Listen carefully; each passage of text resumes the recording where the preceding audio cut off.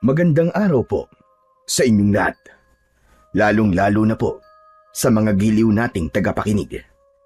Narito na naman po tayo sa paglalahad ng isang natatanging kwento ng isang binatang sinubok ng katatagan sa buhay. Ang may 20 taong gulang na si Flavio ay isang panday ng iba't ibang klaseng sandata. Ngunit isang gabi, kasama ng kaibigan niyang si Paing, ay bigla silang inatake ng isang kakaibang aswang. Sa unang pagkakataon ay tinulungan siya ng isang bumagsak na bulalakaw na magagamit niyang sangkap sa paggawa ng kakaibang sandata na tatalo sa lumalakas na puwersa ng kadiliman. Ano kaya ang matutuklasan niyang lihim sa pagkatao ng kaibigan niyang si Paing? Magagamit kaya niya ang kakaibang sandata laban sa mga aswang? Sama-sama po nating pakinggan ang buhay at pakikipagsapalaran ng binatang panday na may tangan ng maso na gawa sa gintong bulalakaw. Ngunit bago po ang lahat, mga idol, huwag po nating kalimutang mag-subscribe at i-hit ang notification bell sa aking YouTube channel na The Voice Addict at Apong Isaak para sa mas marami pang makapigil hiningang kwentong aswang at katatakutan mula sa mundo ng kababalaghan. Umpisahan na po natin ang kwento. Flavio! Ano na naman bang klase ng pagpapanday ang ginagawa mo? Kaya lalo kang pumabagal eh. Ganito ang gawin mo. Apuyan mo muna ang pugon para madali mong mapainitan ng bakal. Pagkatapos mong painitan at malambot na ang bakal, saka mo ilagay sa ibabaw ng anbilyo. Konting bilis sa paggampas ng maso. Nakasalalay sa mabilis mong pagkilos ang kalidad ng bakal. Samantalain mo ang pagkakataon habang mainit pa ito. Kaya ko po ito, Lolo Usok. Huwag niyo na po akong turuan. Medyo masakit lang po talaga ang ulo ko. Sus! Katwiran mo na naman yan. Para hindi mo tapusin ang ginagawa mo. Tigilan mo na nga mga kalokohan mo, Flavio. Siguro, may balak na naman kayong umalis ni Paing mamayang gabi, ano? Lolo Usok naman, parang minsan lang naman po kaming umalis sa gabi. Tinatapos ko naman po ang trabaho ko bago kami pumupunta sa karatig baryo. Anong minsan lang na sinasabi mo, Flavio? Halos gabi-gabi na kayong umaalis ni Paing. Tignan mo ngayon ang sarili mo. Aba, namamayat ka na dahil sa kakapuyat nyo ni Paing. Naapektuhan na pati ang trabaho mo. Teka, parang napapansin kong mabagal kang kumilos ngayon. Flavio, sabihin mo nga, ano ba talaga nangyayari sa iyo? Inaantok lang po talaga ako, Lolo Usok. Ako na nga dyan. Akin na. Ako na ang magpapatalas ng talim. Nababagalan ako sa kilos mo. Siguro uminom ka na naman ng alak kagabi, ano? Konti lang naman pong nainom namin ni Paing kagabi, Lolo. Umuwi rin po kami kagad dahil nagkagulo po sa sayawan eh. Tignan mo na. Nagkagulo na naman. Tigil-tigilan mo nga ako, Flavio, sa mga kalokohan mo. Sige na. Iabot mo na sa akin ang sipit sa bakal at mainit pa rin tong ginawa mo. Saka kapag natapos ko sa pagpapanday, ayusin mo itong palihan. Mahirap na. Baka mawalan na naman tayo ng gamit. Alalahanin mo na 5 espada ang nawala sa atin. Hindi natatakot ang mga magnanakaw na yon. Talagang bira ng bira. Opo, Lolo Usok. Aayusin ko po pagkatapos po ng trabaho. Ay, Lolo. Ano na naman ba ang sasabihin mo, Flavio? Balak po sana namin ni Paing na pumunta po sa kabilang baryo. Piyesta po kasi sa baryo ni Teresa. Si Teresa baka mo? Yun talagang palaging pumupunta sa bahay. Wala akong tiwala sa kanya. Huwag naman po ninyong husgahan si Teresa, Lolo. Kaibigan po namin siya eh. Sige na, Lolo Usok. Payagan mo na po ako. Pangako po, huli na talaga to. Talaga bang hindi ka natitigil sa madalas na pagpunta mo sa piyestahan ng ibang lugar? Alam mo naman na marami nang nangyayari ngayon. Isinasama mo pa si Paeng. Paano? Kung mapasama na naman kayo sa gulo, sige nga. Kagaya naman nangyari sa inyo noong nakaraang gabi. O di ba't nakulong kayo ni Paeng? Magkano nagastos ko para sa kalayaan nyo? Lolo naman nakaraan na po yun. Tapos na yun. Huwag na po natin balikan. Nadamay lang po kami ni Paeng doon. Hindi po kami kasama sa gulo. Yun na nga Hindi kayo kasama sa gulo, pero nadamay pa rin kayo. Nadamay din, pati ang alkansya ko. Oo na po. Pasensya na po kayo at nadamay na pati alkansya nyo. Binayaran ko naman po yun, di ba? Sige na po, Lolo Usok. Kahit ngayon lang po, nagpapaalam na nga po ako sa inyo Nagpapaalam na kalokohan mo, Flavio. Nagpapaalam ka nga. Sa pilitan naman. Baka kahit hindi ako pumayag, tumakas ka pa rin. Basta't gawin mo ng maagang trabaho mo at baka mawala na tayo ng mga suki. Aba, malapit na lumuti ng mga bakal sa palihan dahil sa mga kalokohan mo. Kung kaya ko pa sanang maghampas ng bakal gamit ang maso, baka ako na ang gumawa ng trabaho mong yan para matapos na kagad. Pambihira. Hanggang ngayon, sakit ka pa rin sa ulo. Lolo Usok, huwag na po kayong magalit. Hindi naman po kalokohan ang ginagawa ko Sinasamantala ko lang po ang kabataan ko na maranasan po ang saya ng buhay kahit papano. Ay nako, Lolo. Mabuti pa po umuwi na lang po kayo. Lalo lamang po ako nangihina sa pagpapanday Kasi bukod sa init na nagpapalambot sa bakal, lutong-luto na rin po ako sa kakasermon nyo, Lolo. Kapag namatay ako, hahanap-hanapin mo rin ang mga sermon ko, hoy! Hindi ka nakikinig sa mga sinasabi ko. Para sa iyo rin to, lalo na ngayon na marami nang nawawalang mga binata sa baryo natin. Hindi ka ba natatakot na baka isang araw ikaw naman ang matsyempuan? Aba, hindi po ba sila natatakot sa malaki kong muscle? Tignan nyo Hindi sila mananalo sa malaki kong braso, Lolo Usok. Diyos ko, pambihira ka talagang bata ka. Nakuha mo pang magyabang. Baka kapag nakaharap mo na ang mga nilalang na madalas kong kinikwento sa'yo, baka magkandaihi ka sa short mo dahil sa labis na takot. Hindi mangyayari yun, Lolo Usok. Isa pa, wala pa naman akong nakikitang mga aswang Akot lang nila sa amin ni Paeng. Huwag mong isasama ang kaibigan mong si Paeng. Walang ibang magmamalasakit sa kanya, kundi ikaw lang. Dahil kaibigan ka niya. Alam mo naman na lumaki sa simbahan si Paeng sa pangangalaga ng mga pari. Aba, ano na lamang ang sasabihin ng mga tao kapag nabalitaan nilang kasama sa gulo si Paeng? Lolo Usok naman Si Paeng po naiisip nyo. Aba, ako po ang apo nyo Pero mas mahalaga pa po sa inyo si Paeng. Bakit po ba mabait kayo sa kanya? Dahil mabuti rin siyang bata, Flavio. Mahal kita bilang apo ko. Kaya nga palagi kitang pinagagalitan. Dahil mahalaga ka sa akin. Kapag hindi na kita pinagalitan, doon ka na mag-isip kung mahalaga ka pa ba rin ba sa akin. Dahil nangangahulugan yon na wala na akong pakialam sa'yo. Palagi nyo naman po sinasabi yan, Lolo Usok Ang batayan nyo sa pagmamahal ay palaging papagalitan. Yun naman talaga ang tama. O siya, sige na. Tapusin mo na itong ginagawa mo at magluluto na ako ng hapunan natin.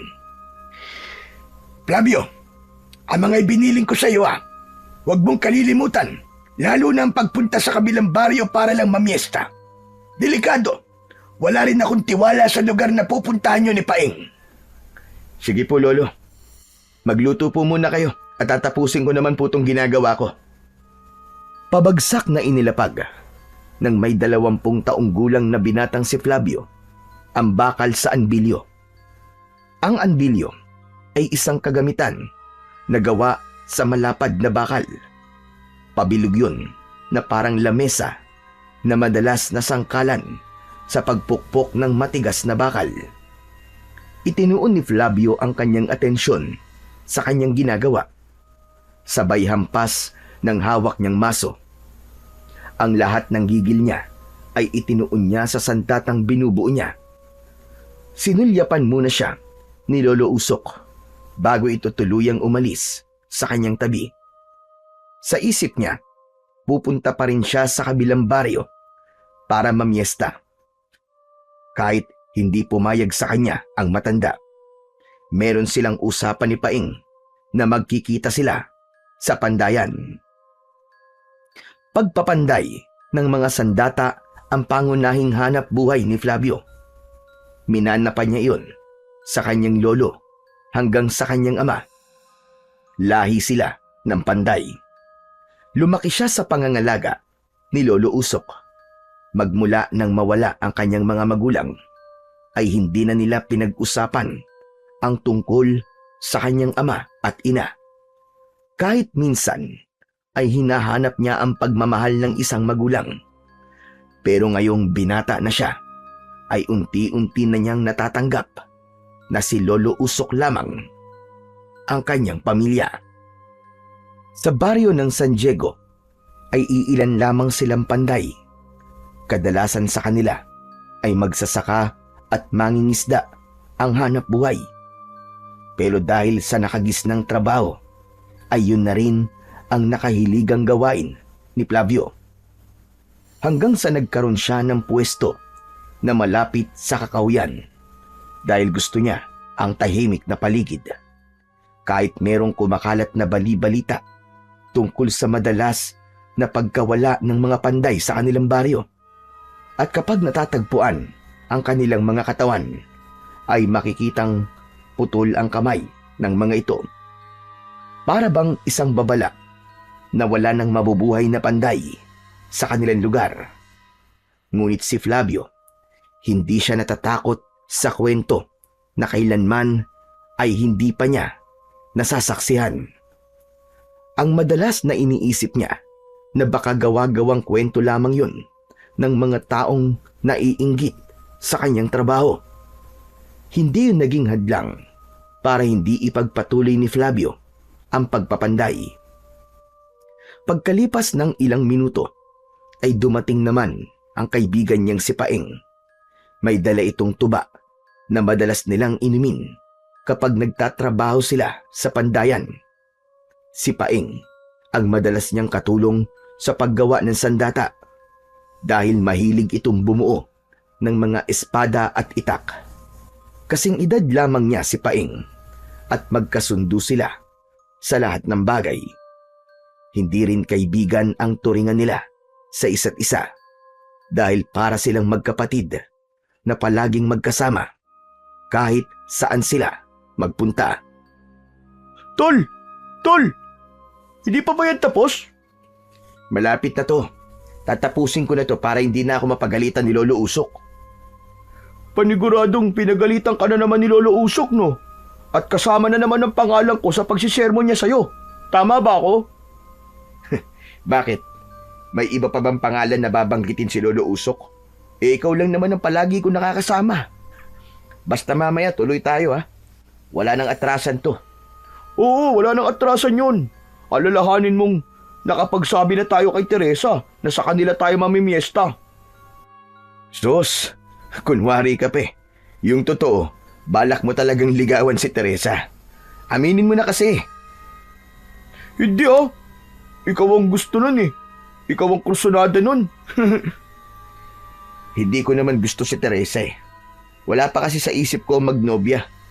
Kapag nagkaroon ako ng kasintahan, dalawa na sila ni Lolo Usok ang pipigil sa akin sa pag-inom-inom ko ng alak.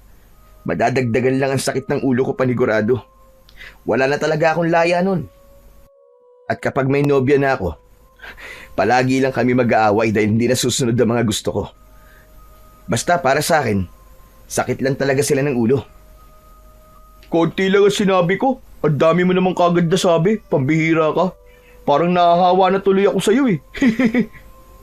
Hindi naman sa ganun, tol. Pag-isipan mo rin at piliin ng nobya na popormahan mo. Pero para sa akin, mga bata pa naman tayo eh. May tamang panahon para sa pagpasok sa isang relasyon. Sa ngayon, magsaya muna tayo sa buhay ng malaya at binata. Pag-ipunan natin ang paglagay natin sa tahimik para may maipagmalaki naman tayo sa magiging biyanan natin.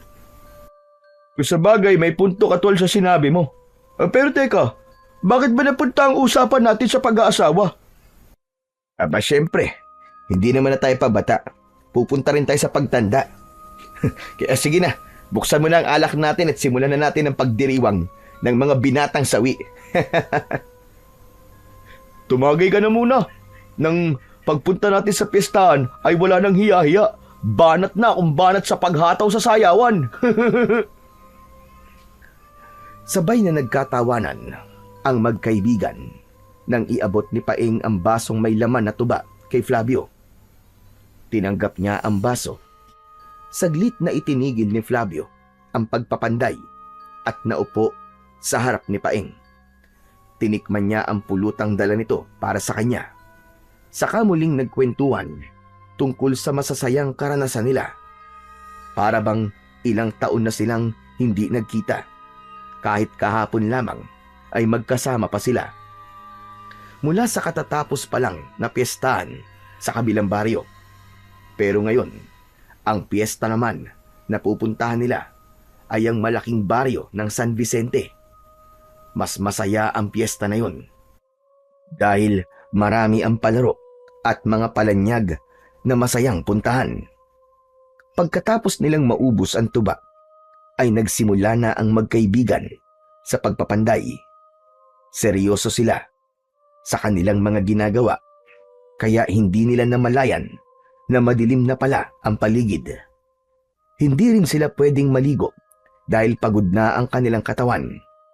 Kaya naman, ang lilinisan na lang nila ay ang mantsa ng bakal sa kanilang mga kamay, gamit naman ang katas ng kalamansi.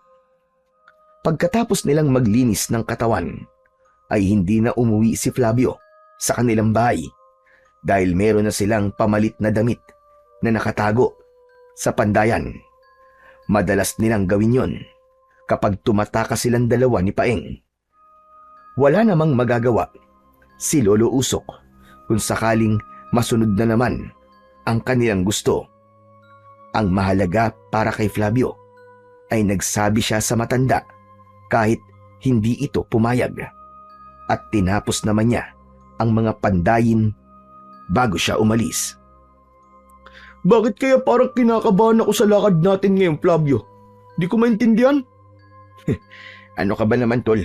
Nagpapatawa ka ba? Mas madalas naman natin na ginagawa to ang tumakas kay Lolo Usok. Mabuti nga sa'yo, wala magagalit eh. Ano wala magagalit? Siyempre merong magagalit sa pag-alis ko, no? Si Tatay Roberto. Kanina nga lang eh. Napagalitan na naman ako eh. Pambihira ka. Ano pa bang bago sa kanila? Pati na kay Lolo Usok. Palagi naman silang nagagalit sa atin eh. Kahit wala naman tayong ginagawang masama. Saka wag ka na mag-alala. Huling piyestahan na to. Kaya hindi natin dapat palampasin to. Kasi bukas wala na. Sa isang taon na naman tayo maghihintay ng piyesta, di ba? Kaya nga ako kinakabahan eh. Ibang nararamdaman ko sa piyestahan na pupuntahan natin, Flavio. Para bang merong mangyayaring masama sa atin? Paano kung tayo naman ang matsyempoan ng sinasabi nilang aswang? Aswang ka dyan. Sa tagal na nating ginagawa to, wala tayong aswang na nakikita. Isa pa, huli na to. Kagaya ng sinabi ko, pagkatapos nito, wala na.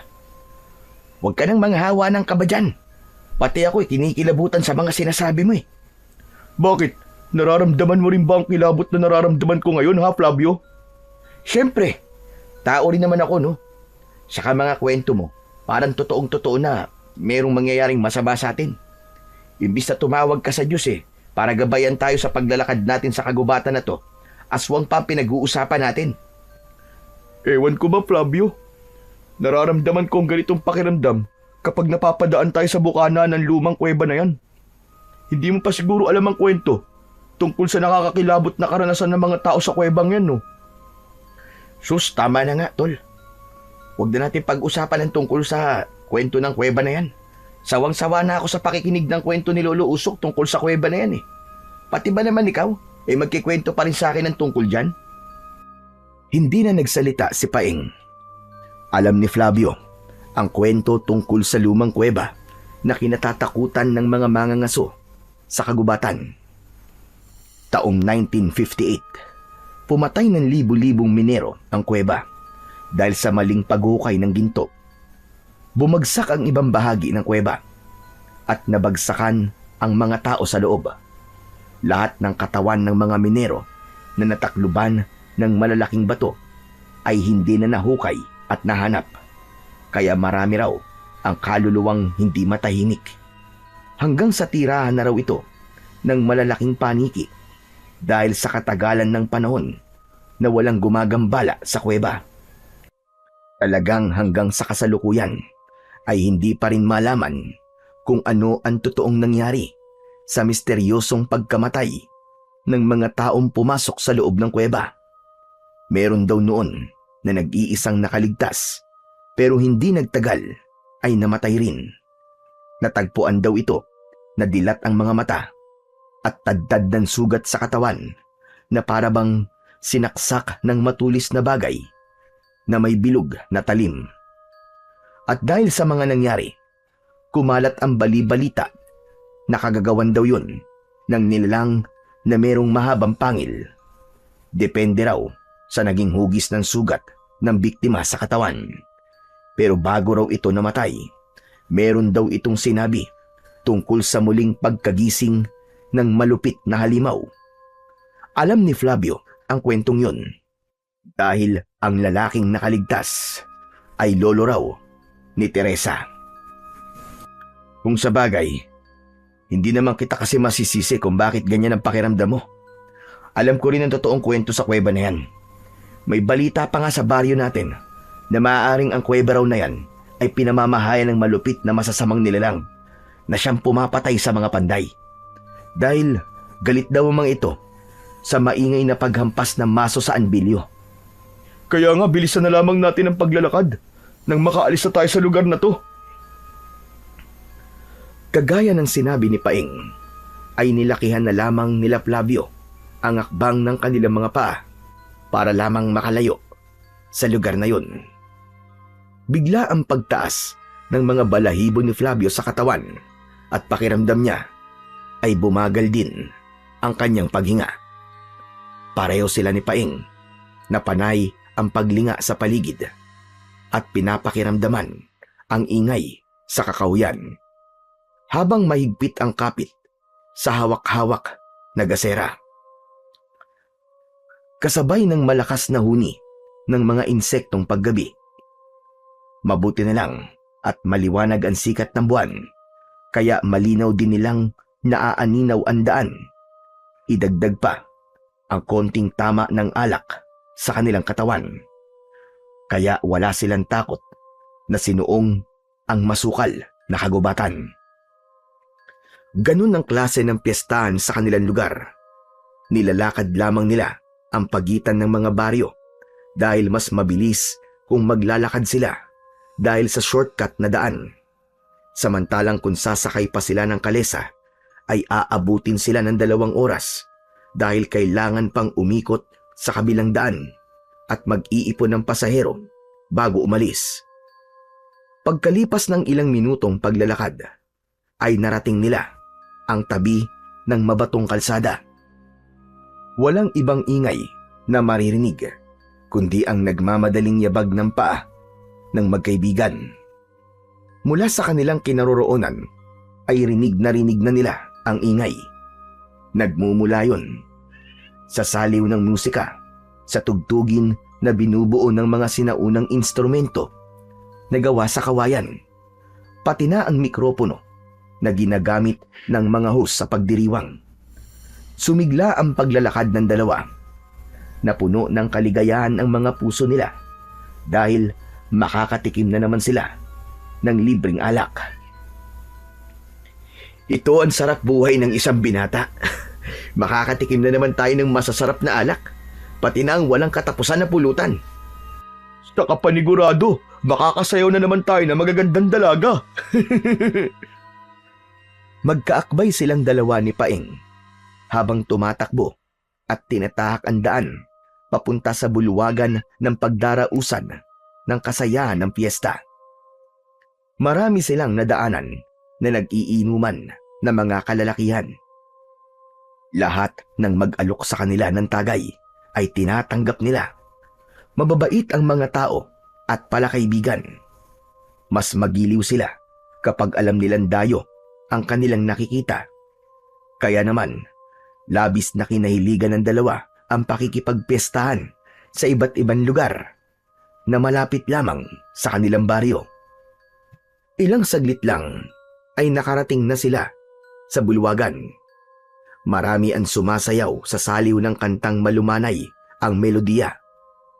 Habang ang dalagan si Teresa ay nasa entablado at kumakanta ng pangmalakasan nitong kanta na panglaban sa amateur sa kanilang baryo. Lihim na humanga si Flavio sa magandang boses ni Teresa, pati na ang simple nitong pananamit. Bakas sa mata ng dalaga ang saya nang makita silang dalawa ni Paing. Naupo sila sa lamesa at nanood kung paano kinanta ng dalaga ang awitin na pinamagatang Alaala ng Lumipas ni Eric Peregrina. Pagkatapos ng kanta ay umalingaw-ngaw ang malakas na pagsipol at palakpakan ng mga tao.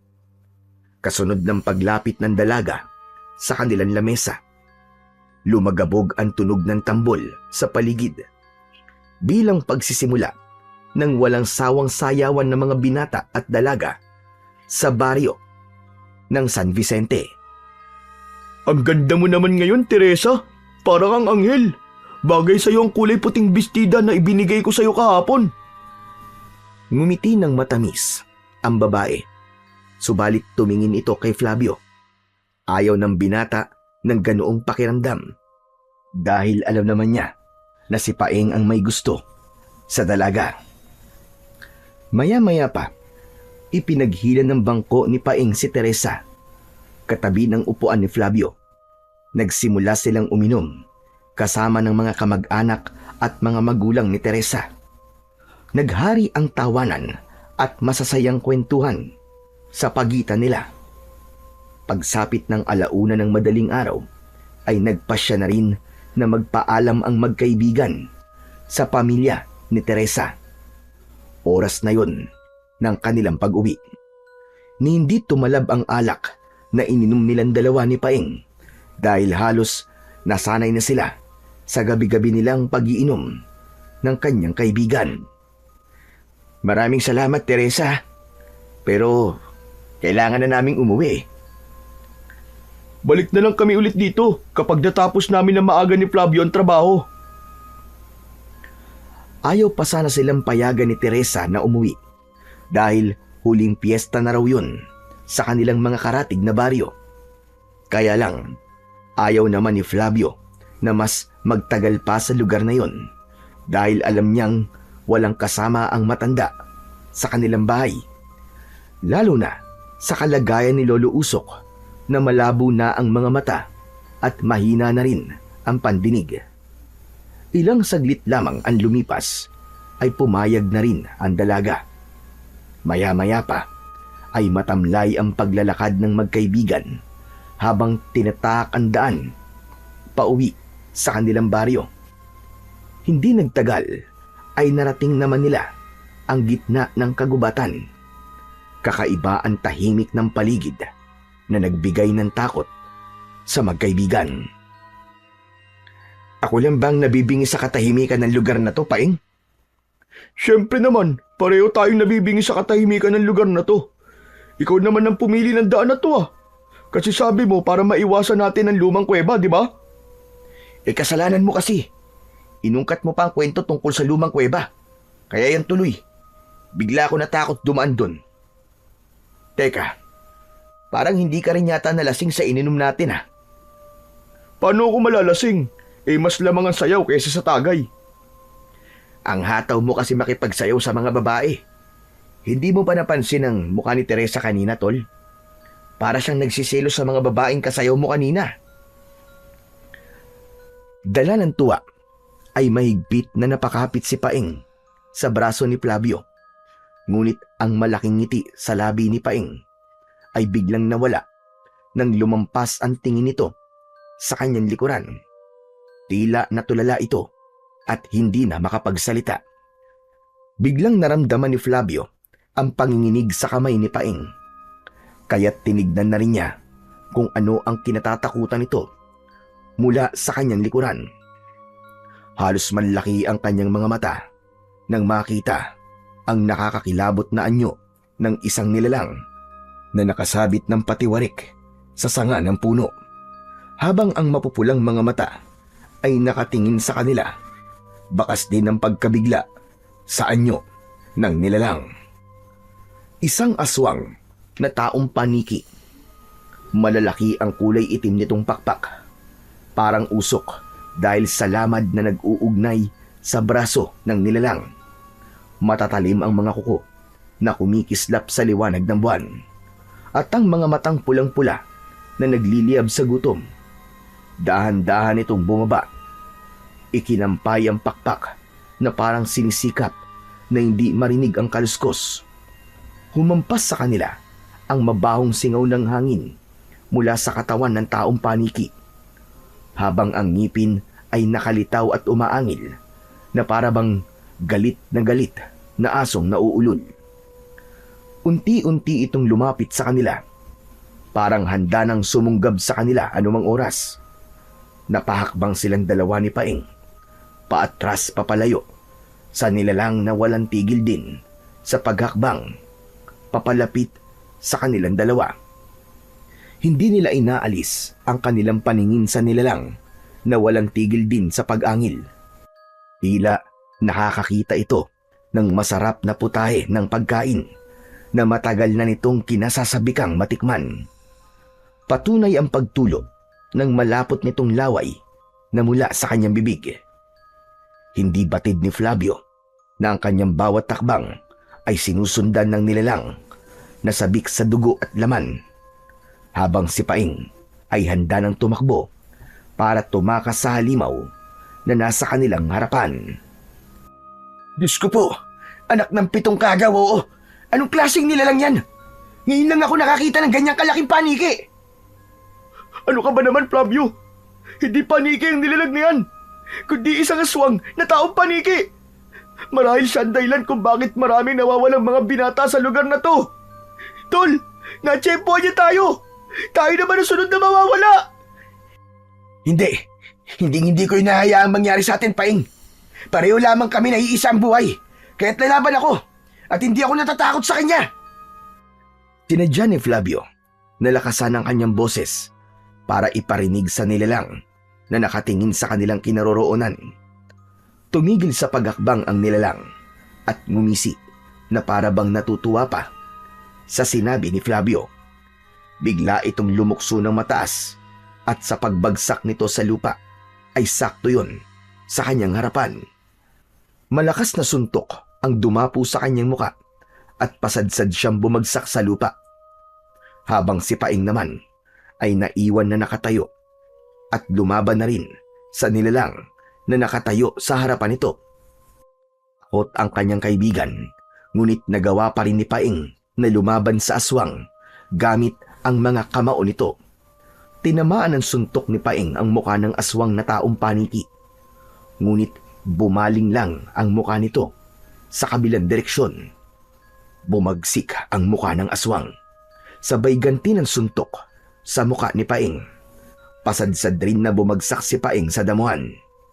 Dala ng pag-aalala ni Flavio sa kanyang kaibigan, mabilis siyang bumangon at naghanap ng kahoy na magagamit niya laban sa aswang na taong paniki. Sakto na mayroong kahoy sa kanyang harapan. Dinampot niya yun at patakbong sumugod sa kinaroroonan ng aswang. Inatake niya ito ng hampas gamit ang kahoy. Tumama ang kanyang palo sa balikat nito, ngunit kagaya sa nangyari kay Paing, hindi rin ito tinablan ng hampas niya ng kahoy.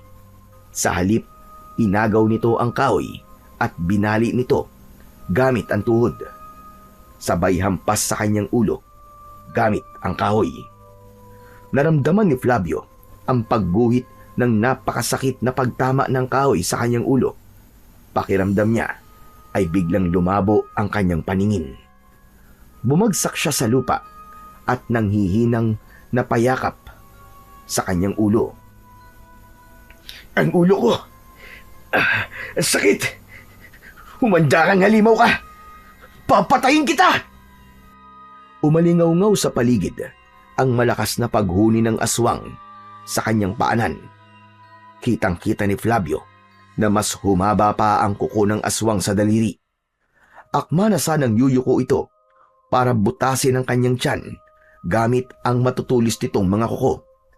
Nang isang malakas na pagpalo ng isa pang kahoy ang tumama sa ulo ng aswang. Nanggaling yun sa galit na si Paing, ngunit nabali lang ang kahoy sa ulo ng aswang at sa pagtayo ng nilalang. Ubod lakas na sinuntok nito si Paing. Tumama yun sa tiyan ng kanyang kaibigan na kulang na lang ay tumalsik ng malayo dahil sa malakas na pagbigwas ng kamao ng aswang na taong paniki. Nahabol ng tingin ni Flavio ang pagbalandra ng katawan ni Paing sa malaking punong kahoy. Agad na nawalan ng malay ang kaibigan nang dahil sa labis na sakit. Galit na tumayo si Flavio at magkakasunod na pagsuntok ang ginawa niya laban sa aswang. Lahat ng pag-atake ni Flavio ay tumama naman sa mukha ng aswang.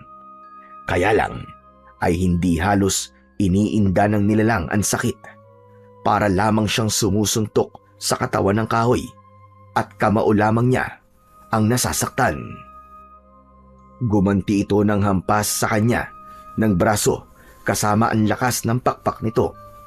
Saktong pagbagsak niya sa lupa, lumapit ang aswang. Niluhuran siya nito sa tiyan. Mas lalo siyang nanghina. Umalis ka sa ibabaw ko, hayop ka! Kampon ka ng demonyo! Layuan mo ako! Halimaw ka! Mula sa kanyang harapan ay ipinakita ng nilalang ang kamay nitong nakaangat sa ere. Handa na ito para butasin ang kanyang tiyan gamit ang kuko. Ubod lakas nitong iniamba ang kuko sa kanyang tiyan. Ngunit bago pa lumapat ang mga yon sa kanyang balat, ay isang naglalagablab na bolang apoy ang tumama sa nakataas na kamay ng aswang.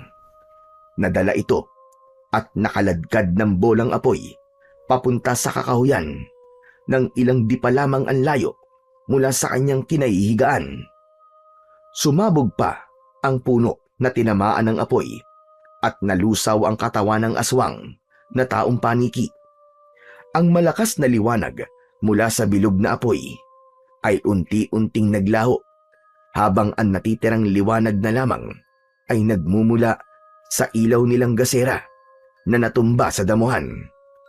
Masasakit ang katawan na bumangon si Flavio. Sinulyapan muna niya ang wala pa ring malay na si Paing. Sa kanya muling tinignan ang bolang apoy na pumatay sa halimaw.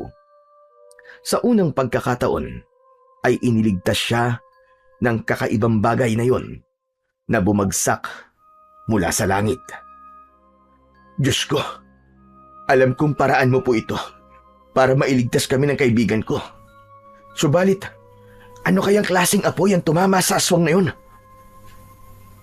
Habang pabulong na nagsasalita si Flavio, ay dahan-dahan din siyang naglalakad papalapit sa kinaroroonan ng bumagsak na apoy. Paglapit niya, ay nakita niya pa ang nakakalat na abo ng aswang sa lupa. Ganon din ang abo na nakadikit sa isang bagay na bumagsak mula sa langit. Diyos ko, alam kong paraan mo ito para mailigtas kami ng kaibigan ko. Subalit, anong klase kayang apoy ang tumama sa aswang na yun? Habang pabulong na nagsasalita si Flavio, ay dahan-dahan din siyang naglalakad papalapit sa kinaroroonan ng bumagsak na apoy. Paglapit niya, ay nakita pa niya ang nakakalat na abo ng aswang sa lupa. Ganon din ang abo na nakadikit sa isang bagay na bumagsak mula sa langit. Mahina ang pagkislap na halatang nawala na ang init ng bagay na yon. Nanginginig ang kanyang mga kamay na hinipo ang balat ng malabato na bagay na yon. Wala na ang init, ngunit umuusok ng kulay dilaw.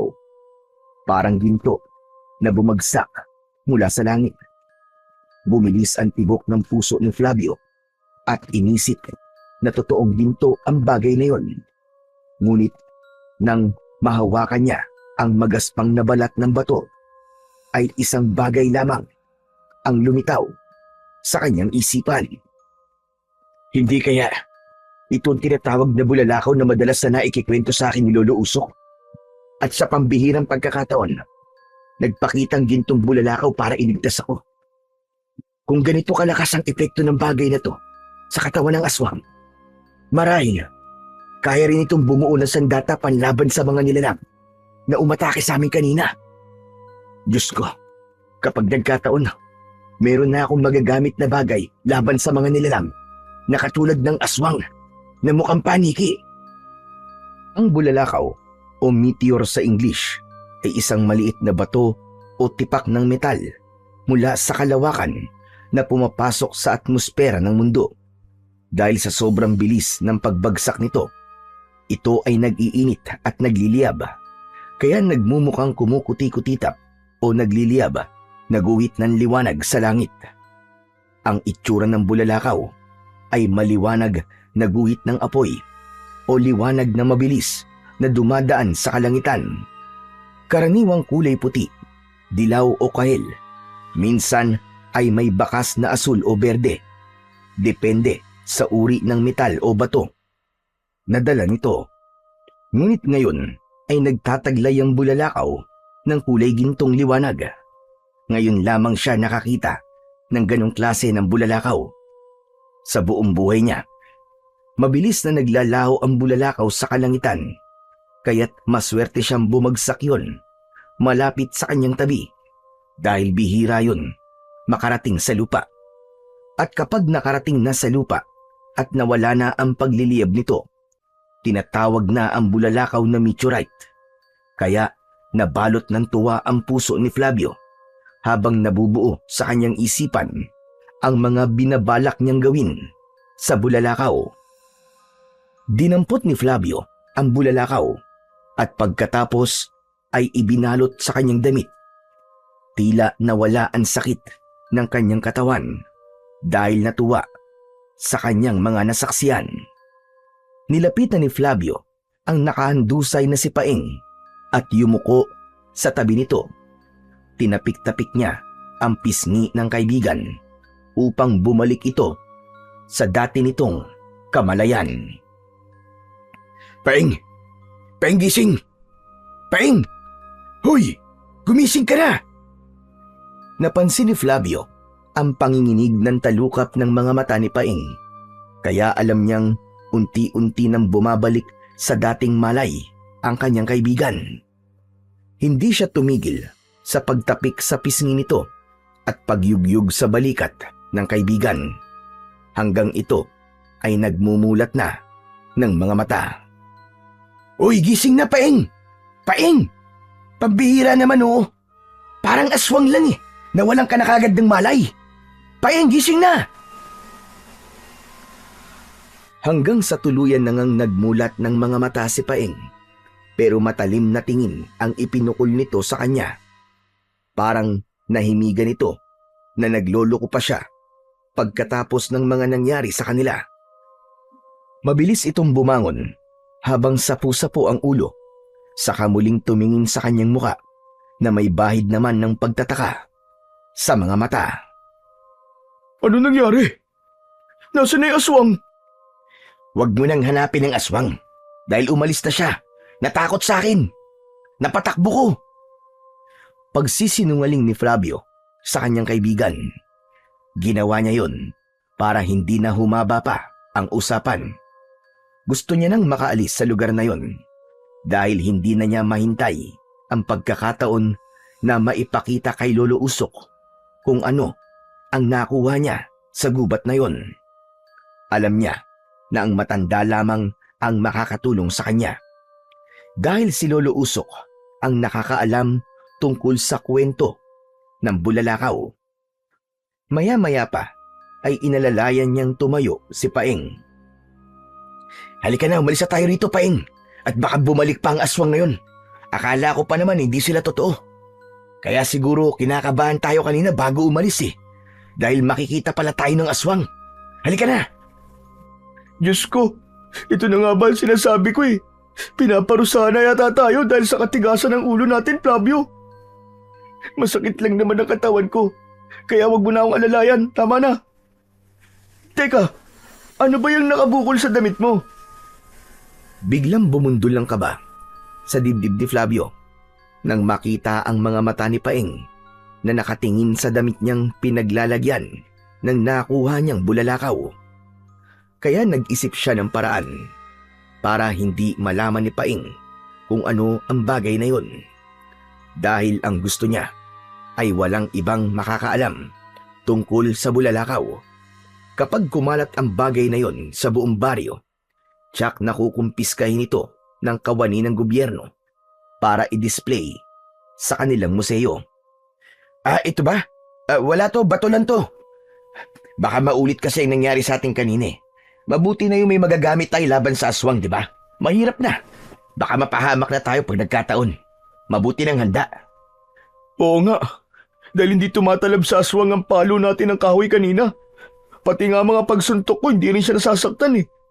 Pambihirang aswang na yun. Akala ko talaga katapusan ko na at hindi na ako magigising. Oo nga, tol. Mabuti na lang at naalala ko na takot ang mga paniki sa ingay. Kaya ginawa ko sa kanya ang ingay na pinakaayaw niya. Kaya ayun, tumakas at lumipad papalayo. Ang galing ng ginawa mo, tol. Buti naisip mo yun. Siyempre naman. Tagumpay na napaniwala ni Flavio si Paeng sa kanyang mga gawa-gawang kwento. Ngunit sa isip niya ay nakokonsensya siya dahil yun ang kauna-unahang pagkakataon na nagsinungaling siya sa kanyang kaibigan. Kaya naman, ang paghingi niya ng pasensya ay idadaan na lamang niya sa pag-akbay rito habang tinatahak ang daan papunta sa kanilang bahay. Si Paeng muna ang inihatid niya sa simbahan habang si Flavio naman ay diretso ang uwi sa bahay nila ni Lolo Usok. Hindi na siya makapaghintay na hindi maipakita ang nakuha niyang bulalakaw. Pagkalipas ng ilang minuto ay narating niya ang kanilang bahay. Bukas ang pintuan at nakasindi ang ilaw na gasera sa kusina. Palatandaan yun, nagising pa rin ang matanda. Huminga muna si Flavio ng malalim bago naglakad papasok sa loob ng kanilang bahay. Hindi nga siya nagkakamali. Nakaupo ang matanda sa lamesa habang seryosong nakatingin sa kanya na para bang matagal na itong naghihintay sa pagdating niya.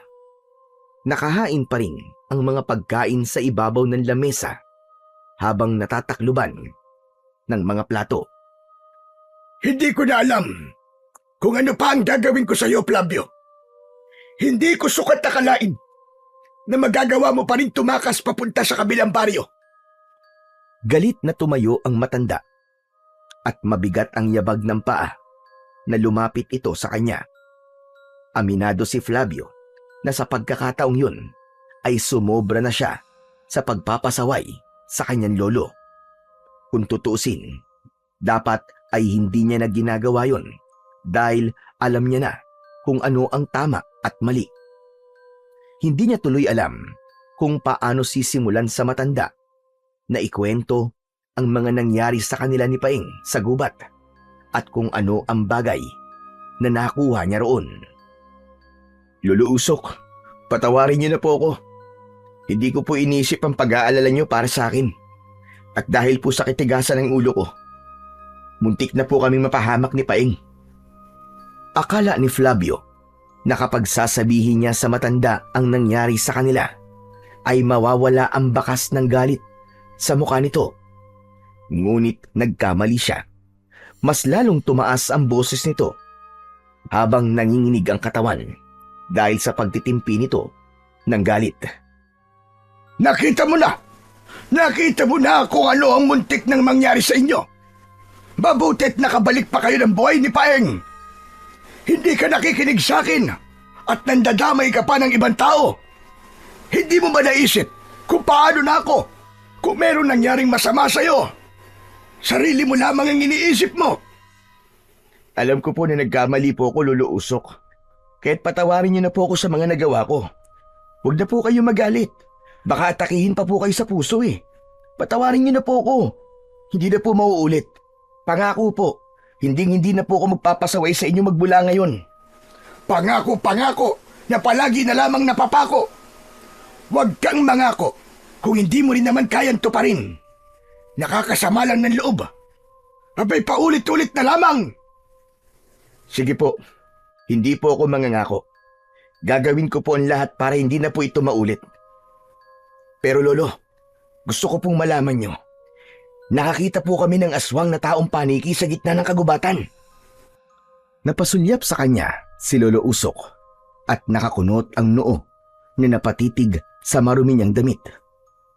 Nahinto ang tingin nito sa kanyang damit na pinaglalagyan niya ng bulalakaw. Sandali lang, Flavio. Ano ang bagay na nasa damit mo? Lolo Usok, hindi po kayo maniniwala sa mga sasabihin ko. Bumagsak po ang bulalakaw sa lugar kung saan po kami inatake ng aswang at iniligtas po ko ng bagay na to. Bumagsak po ang bulalakaw sa katawan mismo ng aswang. Kitang-kita ko po kung paano sinunog ng bulalakaw ang katawan ng aswang na taong paniki. Ano ka mo? Totoo ba yung sinasabi mo, Flavio? Teka, paano mo naman nasabing bulalakaw nga ang bagay na yan? Dahil natatandaan ko po ang palaging ikinikwento nyo sa akin tungkol sa bulalakaw. Lahat po kasi ng detalye sa itsura ng bulalakaw ay taglay po ng bagay na to. Kaya malakas po ang kutob ko na ito na po ang bulalakaw na sinasabi nyo. Diyos ko, kung ganun ay patingin nga ako niyan, kung tama ang sinabi mo. Aba, masamang pangitain ito, iho. Napaangat ang muka ni Flavio dahil sa narinig na sinabi ng matanda. Nagmamadali siyang lumapit sa lamesa at ipinakita sa matanda ang bato na nakuha niya sa lupa. Ganun na lamang ang panginginig ng mga kamay ni Lolo Usok. Nang hawakan nito ang bato, nagtataka itong napatingin kay Flavio. Totoo nga. Isang bulalakaw nga nakuha mo, Flavio. Isang gintong bulalakaw. Diyos ko, isa itong masamang pangitain. Isang masamang babala na nalalapit na ang pagkabuhay ng makapangyarihang halimaw sa buong mundo. Muntik nang masamid si Flavio sa malakas na boses ng matanda. Naluluwa si Lolo Usok na sinipat sa ilawang gasera ang bulalakaw. Bakas ang takot sa mga mata nito at bigla rin ang pagbundol ng kaba sa kanyang dibdib. Akala niya suwerte ang dala ng bulalakaw, subalit nagkamali siya dahil isa pala yung banta sa kanilang buhay. Teka, Lolo Usok.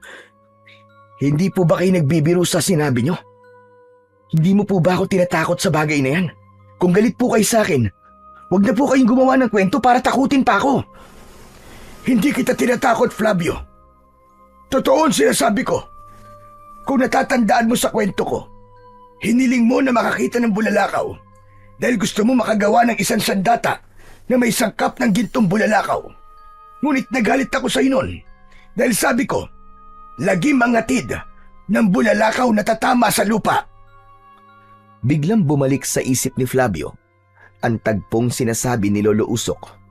Nang maalala niya lahat, ay nanghihina siyang napaupo sa bangko, paharap sa lamesa.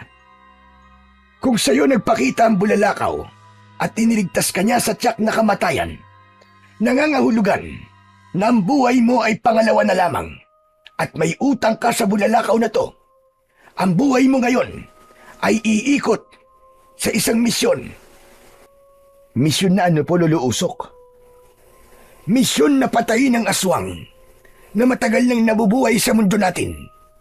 Ang pinakamalakas na halimaw na papatay sa mga tao para sa panibagong pag-aalay sa kanyang buhay.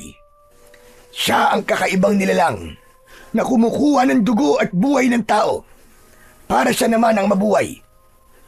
Diyos ko, ngayon pa lang ay natatakot na ako para sa iyo, Apo. Matanda na ako at hindi ko alam kung paano kitang matutulungan pagdating sa pakikipaglaban sa kasamaan. Dati ko nang alaman tungkol sa gintong bulalakaw, pero hindi ko alam na ikaw pala ang makakakuha nito. Ikaw rin pala ang gagamit sa matagal ko nang itinatagong kulay itim na libro. Ano kanyo, Lolo Usok? Itim na libro? Nasaan po ang libro? At para saan po yun, Lolo Usok? Saglit lang, maghintay ka rito at kukunin ko ang libro sa aking lumang baul. Inilapag ng matanda ang bulalakaw sa ibabaw ng lamesa at pumasok ito sa loob ng silid nito. Habang si Flavio naman ay naiwan na nakatitig sa bulalakaw. Hindi niya maipaliwanag ang takot na nararamdaman niya nang maalala ang sinabi ni Lolo Usok. Ilang minuto lang ang lumipas ay bumalik ang matanda. Dala ang maliit na libro na halos kasinlaki lamang ng palad ni Flavio.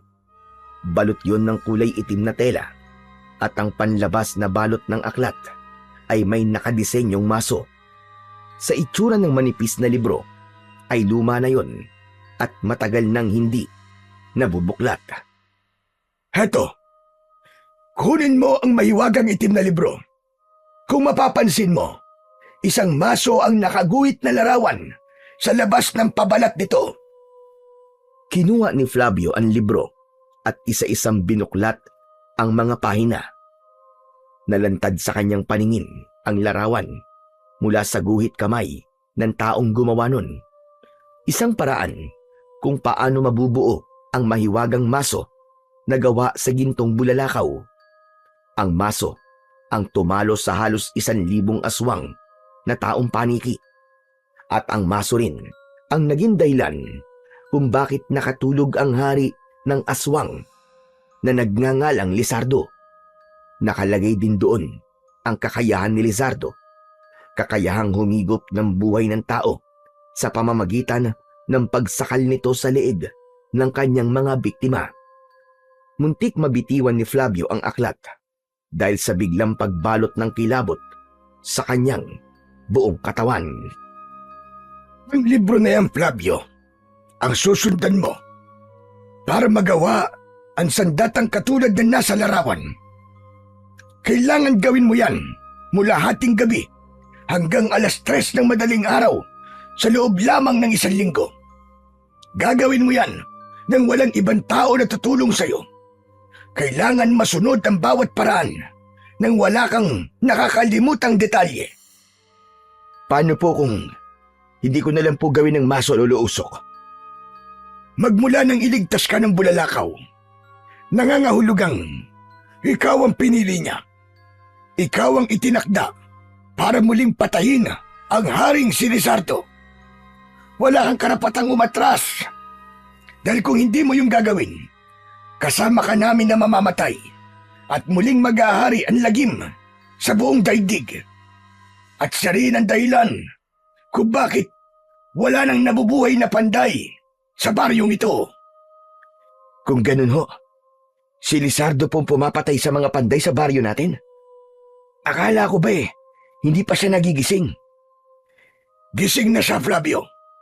At yun ang dahilan kung bakit nagpakita sa iyo ang bulalakaw. Ang paglitaw ng aswang na taong paniki, ang mga senyales na buhay na ulit ang hari ng mga aswang.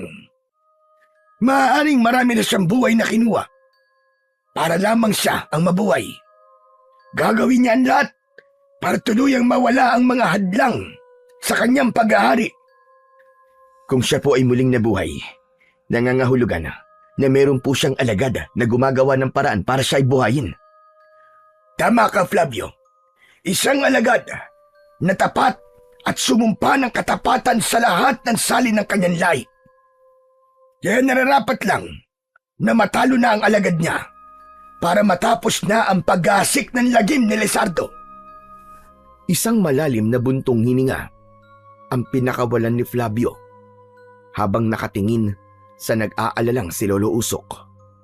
Naniniwala siyang ang pagpapakita ng bulalakaw sa kanya ay tanda ng nalalapit na pagsalakay ng mga aswang na taong paniki, at ang paglitaw ng aswang kanina ay indikasyong nagsisimula na ang mga ito sa paggasik ng lagim. Matagal na pinag-aralan ni Flavio ang mga detalye na nasa itim na libro. Pagkatapos ay pinagmasdan niya ang disenyong nakaukit sa puluhan ng gagawin niyang maso. Halos kasinlaki lamang yun ng martilyo. Pabilog ang maso na merong nagliliyab na kulay. Ayon yun sa larawan na nakaguhit sa papel. Nalaman niya na pag-aari yun ng ninuno ni Lolo Usok na nagamit na sa pakikipaglaban sa mga aswang at kay Lizardo. Pagkatapos nilang mag-usap ng matanda, ay nagpahinga na siya sa loob ng kanyang silid. Dala ng matinding pagod, ay agad siyang nakatulog. Kinabukasan, ay nagkita sila ng kaibigan niyang si Paing at napag-usapan nila ang tungkol sa aswang na umatake sa kanila kagabi, dahil meron daw na 2 lalaking magsasaka ang natagpuan na malapit sa lugar kung saan sila inatake ng aswang. Wala ng buhay at natutuyo na raw ang katawan na parabang sinipsip ang dugo ng mga yon. Natatakot na ako, tol. Paano kaya nangyari yun? 2 biktima kagad ang pinatay niya? Grabe, ubos talaga ang dugo. Pero hindi sila kagaya na nangyari sa ibang mga biktima. Dugo lang ang sinipsip ng aswang sa katawan ng 2 kaawa-awang magsasaka. Bukod pa ron, para silang kahoy na bakas sa mukha, matinding takot sa nilalang na pumatay sa kanila. Malapit yun doon sa kuweba na kinatatakutan natin. Naiisip mo ba naiisip ko, Flavio? Oo, Paing. Naiisip ko kung nung tumatakbo sa isip mo. Teka, sinasabi mo rin bang nasa kuweba ang aswang na taong paniki na pumapatay sa mga biktima? Posible talaga, Flavio. Isipin mo, hindi ba't sa kuweba nakatira mga paniki? O kahit mga taong paniki sila, may kilos pa rin sila na parang sa paniki, di ba? At kaya pinapatay nila ang mga panday dahil naiingayan sila sa tunog ng mga nag-uumpugan na metal. Ano sa tingin mo, Flavio? May punto ka, Paing. Kaya kailangan nating mag-ingat. O siya, sige, kailangan ko munang umuwi sa bahay. Nag-aalala na rin ako, baka mapagalitan na naman ako ni Tatay Roberto. O sige, aalis na muna ako, tol. Wala naman tayong lakad ngayon, di ba? Sige, mag-iingat ka, Paing. Baka hindi na muna tayo gumala ngayon. Napagalitan na rin ako ni Lolo Usok dahil sa mga nangyari sa ating kagabi. Tango na lamang ang itinugon ni Paing sa sinasabi ng kaibigan niyang si Flavio. Walang kaalam-alam si Paing na plano ni Flavio na hindi na muna magpakita sa kaibigan para maisagawa niya ang kanyang mga binabalak. Magpapanday siya ng maso na tatalo sa mga aswang na taong paniki. Kaya naman, nahabol na lamang ng tanaw ni Flavio ang kanyang kaibigan bago niya ipinagpatuloy ang kanyang ginagawa. Pagsapit nga ng 12:00 ng gabi ay sinimulan na ni Flavio ang kanyang pagpanday. Lahat ay nakahanda at sinuri ang bawat detalye. Hindi niya kasama si Lolo Usok. Sinunod niya ang sinabi nitong kailangan niyang gumawa ng sandata na siya lang mag-isa. Tumagal ng halos 5 araw ang pagpapanday ni Flavio dahil pinaghusayan niya ng gusto ang kanyang ginagawa. Isang gabi, para sa huling detalye ng maso, ay natapos ni Flavio ang pagpapanday. Iniangat niya ang sandata sa ere at kumislap yun sa liwanag ng kanyang gasera. Mula sa kanyang mga kamay ay butil-butil din ang pawis na lumalabas sa kanyang noo. Nabitiwan ni Flavio ang maso nang maramdaman niya ang kakaibang lakas ng enerhiyang gumapang sa kanyang braso hanggang sa kanyang buong katawan. bumagsak yun sa lupa at lumikha ng kakaibang ingay na masakit sa kanyang tenga. Anong nangyayari? Bakit napaso ako sa maso? Sinubukan ulit damputin ni Flavio ang maso sa lupa. Nang mahawakan niya yun, ay para siyang nakakita ng kulay pulang liwanag na kasing kulay ng bulalakaw mula sa sandata. Ang kaninang nakakapaso na pakiramdam sa hawakan ng maso ay napalitan ng malamig na hawakan. Iwinasiwas niya sa ere ang kanyang maso. Nagulat siya sa nililikhang tunog ng maso na nagpalipad sa natutulog na mga ibon mula sa sanga ng mga puno. Kasunod ng pag-alingaw-ngaw ng pamilyar na huni ng aswang na taong paniki. Napalabas siya ng kanyang pandayan at tinignan ng ingay sa paligid. Hindi niya akalain na ang pagaspas ng pakpak sa impapawid ay galing sa pakpak ng mga aswang na taong paniki. 5 halimaw ang bumaba sa lupa habang nakangising nakatingin sa kanya. Wala siyang suot na damit pang itaas, kaya nalantad sa mga ito ang malaki niyang katawan. Mga anak kayo ng teting. Ngayon masusubukan ko ang lakas ng kapangyarihan ng bago kong gawa na maso. Ang malas niyo naman. Huling gabi niyo na to. Malakas na pag-angil ang ginawa ng mga nilalang sa sinabi ni Flavio. Hindi nagdalawang isip ang 5 aswang na taong paniki at kagad na sumugod sa kanyang kinaroroonan ang mga ito. Parang merong bumulong sa tenga ni Flavio. Inutusan siya ng kanyang isip na ipalo niya ang maso sa lupa. Kaya saktong pagbulusok ng lipad ng mga aswang ay ipinalo niya ng ubod lakas ang maso sa lupa. Lumikha yun ng nakakabinging ingay. Bumagsak ang mga aswang sa lupa habang hawak ang sariling mga tenga. Nagkikikisay ang katawan habang bumubula ang bibig ng mga ito na parabang nalalason. Inulit ni Flavio ang pagpalo sa lupa at nagulat siya sa nangyari sa mga nilalang na nakahiga sa lupa. Sumabog ang ulo ng mga ito na parabang hindi kinaya ang ingay na nililika ng maso. Nanlalaki ang mga mata ni Flavio sa nangyari sa mga aswang, pati na ang paglagablab ng kanyang sandata. Yumanig ng bahagya ang paligid. Hindi ko akalain na yung palang epekto ng maso sa mga aswang. Tama ang nakatala sa libro. Ngayon lang ako nakakita ng ganitong klaseng sandata. Pinagmasdan ulit ni Flavio ang mga aswang na wala ng ulo habang nakahandusay sa lupa. Nilapitan niya ang mga ito habang nakadipa ang mga pakpak. Sa kanya pinalo ulit ng maso sa katawan. Lumiyab ang katawan ng mga aswang hanggang sa maging abo ito na parabang nalusaw na papel. Pagkatapos na maubos ang katawan ng mga kalaban, masiglang nilisan ni Flavio ang lugar na yon at umuwi sa kanilang bahay. Pagkalipas ng ilang minutong paglalakad, ay narating niya ang kanilang kubo. Pumasok siya sa loob at nakita niyang naghihintay sa kanya si Lolo Usok. Agad namang ikinuwento ni Flavio sa matanda ang nangyaring sagupaan nila ng mga aswang kanina. Kung ganon, nararamdaman na nila ang presensya ng maso na nabuo mo, Apo. Nagulat nga po ako sa epekto ng maso sa katawan nila, Lolo Usok. Simula pa lang yan ang laban, Apo. Kaya't mag-iingat ka. Marami na ang susubok na patayin ka para maagaw sa'yo ang makapangyarihang maso na yan. Pagtapos nilang mag-usap ni Lolo Usok, ay nagpaalam na siya para magpahinga. Ilang araw din siyang walang maayos na tulog dahil sa kanyang pagpapanday sa maso. Ngunit hindi naman siya dinalaw ng antok.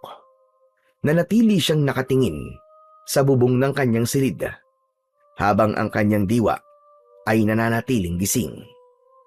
Abala sa pag-iisip ng mga dapat niyang gagawin dahil sa oras na makaharap niya si Lizardo, siguradong isa sa kanila ang mamamatay. Dahil hindi na natulog si Flavio, maaga siyang bumangon at naghanda ng mga gagamitin niya sa pagpapanday. Itutuloy niya na ang natigil niyang gawain. Balak na niyang tapusin ang pagpapanday sa mga sandata para sa kanyang mga suki na matagal nang naghihintay sa kanya. Flavio, parang hindi ka natulog kagabi. Maaga ka kasing bumangon ngayon. Tama ho kayo, Lolo Usok. Hindi nga po ako nakatulog. Nag-aalala po kasi ako sa mga nangyari kagabi. Huwag mo nang isipin yun. Ang mahalaga, may sandata ka na magagamit laban sa kanila. Teka, ano bang plano mo ngayon? Pupunta ka ba sa pandayan? Sana po, Lolo Usok. Bala ko na po kasing tapusin ang mga naiwan kong pandayin. Aba, baka magalit na po sa atin ang mga nagpapagawa ng sandata. Mabuti pa nga. Siya nga pala, unahin mong gawin ang ipinapapanday ng lalaking dayo. Matagal na yon. Baka bawiin na ang bakal. Yun na nga pong uunahin ko, Lolo Usok. Pagkatapos na maihanda ni Flavio ang mga gamit, ay lumabas na siya sa kanilang bahay. Tinahak niya ang daan papunta sa kanyang pandayan. Ilang saglit lang ang lumipas, ay narating niya ang pandayan. Ibinaba niya ang kanyang mga kagamitan at inilapag sa lamesa. Kinuha niya ang bakal na matagal nang nakasabit sa dingding. Si Lolo Usok ang tumanggap sa serbisyo na yon ng lalaking dayo. Yun na ang kanyang uunahin. Hindi pa man siya nagtatagal sa pagpapanday. Dumating si Paing. Seryoso ang mukha nito at bakas ang galit sa mga mata. Tinanong niya ito kung ano ang problema. Ngunit umiwas ito at ito ang nagtanong kung nasaan si Lolo Usok. Nasa si Lolo Usok, Flavio? Nasa bahay siya. Teka, bakit mo naman hinahanap si Lolo Usok? Ano ba nangyayari sa'yo? Meron lang akong itatanong sa kanya, Flavio. Kung gusto puntahan mo na lang doon sa bahay. Bumalik ka na rin dito kagad at magpapatulong ako sa iyo sa pagpapanday. Depende sa isasagot sa akin ni Lolo Usok, Flavio. Napaangat ng muka si Flavio at napatitig sa muka ng kaibigan. Bakas sa muka nito ang galit. Napakunot ang kanyang noo dahil sa pagtataka. Halata rin ang panginginig sa katawan ni Paing at pamumula ng mga mata nito. Hindi maipaliwanag ni Flavio kung bakit bigla siyang kinabahan sa anyo na yon ni Paing. Paing, sabihin mo nga, may problema ba? Bakit ka nagkakaganyan? Meron lamang akong gustong itanong kay Lolo Usok. Sige na, aalis na ako. Babalik ako kagad dito kapag nakapag-usap na kami. Nahabol na lamang ng tanaw ni Flavio ang papalayo niyang kaibigan. Isang malalim na buntong hininga ang pinakawalan niya at muling ipinagpatuloy ang pagpapanday sa sandatang nakalapag sa anbilyo. Maya-maya pa ay nagulat siya sa pagdating naman ng isang lalaki na seryosong nakatingin sa kanya. Wala itong imik na dumampot ng mga bakal sa tabi niya at hinawakan ang natapos niyang sandata. Ito na ba ang espada na pinapagawa ko kay Tatay Usok? Natigilan si Flavio nang marinig niya ang boses ng lalaki. Mahaba ang manggas ng suot nitong damit at halata ang maputla nitong balat habang nakasuot ng salakot na gawa sa abaka. Hindi ito tumitingin sa kanya, ngunit abala sa pagdampot ng mga sandata sa lamesa. Kaya naman, hindi na nakatiis si Flavio na hindi magtanong sa lalaki. Ano hong kailangan niyo sa mga sandata ko? Ikaw po ba ang kausap ni Lolo Usok na nagpapapanday ng espada? Oo, ako nga yun. Ilang beses na ako nagpabalik-balik dito. Pero palagi kang wala at hindi kita natsitsyempuan. Mawalang galang na ho. Sino ho ba kayo? Ako si Ardo. Kukunin ko na ang sandatang pinapagawa ko. Matagal na yun. Naiinip na ako sa paghihintay. Isa pa, gagamitin ko na yon sa paligsahan na gaganapin sa piyestahan. Gusto ko kasing malaman kung hindi pa ako kinakalawang pagdating sa pakikipaglaban gamit ang espada. Tila nagpantig ang tenga ni Flavio at bumundol ng kaba sa kanyang dibdib. Alam niya na wala ng piyestahang magaganap, kaya nasisigurado niyang ang piyesta na tinutukoy ng lalaki ay hindi sa kanilang baryo. Kaya para makasigurado, ay muli siyang nagtanong sa lalaki, sabay sulyap sa maso na nasa ilalim ng kanyang lamesa. Mang Ardo, saan po bang piyesta gaganapin ang sinasabi niyong paligsahan na paggamit ng espada? Para naman po makapanood din ako. Sa San Vicente, magpapakitang gilas ako sa babaeng pinakamamahal ko, si Teresa. Mas lalong kinabahan si Flavio. Malinaw na sa kanya ang lahat na ang lalaking kaharap niya ay hindi isang ordinaryong tao. Kasama sa pagkakaroon niya ng kakaibang sandata, ang biglang pagtalas ng kanyang pakiramdam. Napako ang kanyang paningin sa hawak na espada ng lalaki. Sa kanya nasilip ang labi nito na ngumisi ng nakakakilabot. Nagtataka lamang siya kung paano ito nakakatagal sa sikat ng araw, kung isa itong nilalang ng dilim. Hindi nagpahalata si Flavio. Humakbang siyang papalapit sa kinaroroonan ng kanyang maso, habang hindi inaalis ang paningin sa muka ng lalaking nakatungo. Hawak pa rin ito ang espada na parabang sa kanya pa mismo gagamitin ang sandatang ginawa niya. Mas titibay ang espadang ito kapag nalagyan ng dugo ng isang panday. Balita ko, ikaw na lamang ang natitirang panday sa baryong ito. Hindi mo ako maluloko. Huwag ka na magkunwari, Lizardo. Alam kong ikaw yan. Hindi ikaw si Ardo, kaya huwag ka na magpanggap. Huli ka na. Kasabay ng pagsigaw ni Flavio, ay mabilis niyang dinampot ang maso. Umatake kagad sa kanya si Lizardo ng taga, na tumama naman sa hawakan ng maso. Tila napapangiwi ang muka ni Lizardo sa pagkikiskisan ng mga talim ng kanilang sandata. Mahina ang kapangyarihan ni Lizardo kapag may presensya ng araw. Mukhang napabilis ang pagkikita natin kaysa sa inaasahan ko. Ang lakas ng loob mong lumapit sa akin. Kaya pala marami ang nawawalang panday sa baryo namin dahil totoong nagising ka na, Lizardo. Paano mo nalaman ang tungkol sa akin? Walang nakakakilala sa akin. Wala ngang nakakakilala sa'yo. Pero sa masong hawak ko, hindi ka makakapagtago. Muling umatake ng taga ng espada si Lizardo, ngunit nasa lagyon ng maso ni Flavio. Umalingaw-ngaw ang malakas na tunog ng nagkikiskisa na bakal at lumingas na malaapoy ang kanilang mga sandata. Bumaluktot ang katawan ni Lizardo habang nasasaktan sa ingay ng kanilang mga armas. Sapat na ang mga nalaman ko na nakagawa ka na ng maso na papatay sa akin. Subalit mahina ang iyong kapangyarihan. Sinadya ko lamang na makipaglaban sa'yo para malaman ko kung gaano ka kalakas. Nakakatawa. Hindi ang tulad mo ang dapat kong katakutan dahil matutulad ka rin sa mga panday na pinatay ko. Mapatay mo man ako, ay merong isang Teresa na bubuhay muli sa akin. Pagkasabi ni Lizardo, ay humakbang itong papalayo sa kanya. Tila inanam lang nito kung gaano kalakas ang kanyang sandata. Ngumisi ito ng nakakaloko. Isang malakas na pagbato ng espada ang tumama sa muka ni Flavio. Nag-iwan yun ng konting sugat sa kanyang pisngi na nagdulot ng labis na galit sa kanyang dibdib. Matalim ang kanyang tingin na tinitigan ang nakatayong si Lizardo, kasabay ng muli nitong pagsasalita.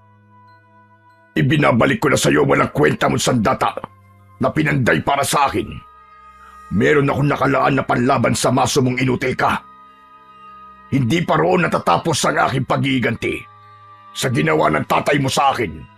Sa mga oras na ito, nasa kuta ko na ang pinakamamahal mo na si Lolo Usok. Anong ibig mo sabihin? Sumagot ka, hayop ka!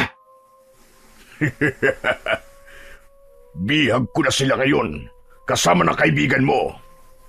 Mamayang gabi, uubusin ko ang lahat ng mga tao na nakatira sa baryo at kasama ka. Kaya mahalagang pumunta ka sa lugar na malapit sa aking tirahan. Ibigay mo sa akin ang ulo ng tatay mo, kapalit ng ulo ng kaibigan at Lolo Usok mo. Nagkakamali ka. Patay ng tatay ko. At hindi ko siya nakilala simula na magkaisip ako. Hindi totoo yan.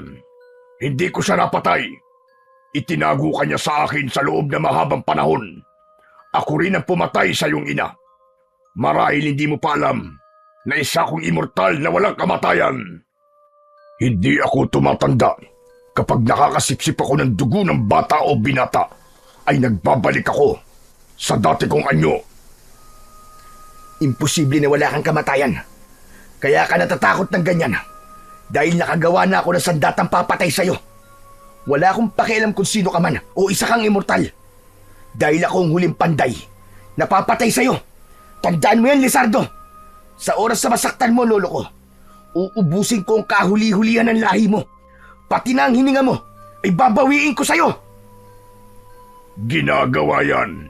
Hindi sinasabi. Paalam na. Hanggang sa muli nating pagkikita.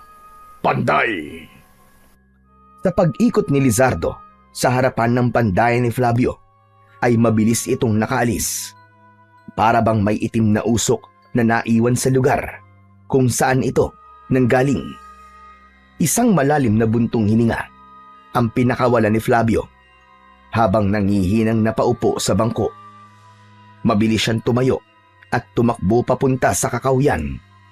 Tinahak niya ang daan pauwi sa kanilang bahay para makasigurado kung totoo nga ba ang sinabi ni Lizardo.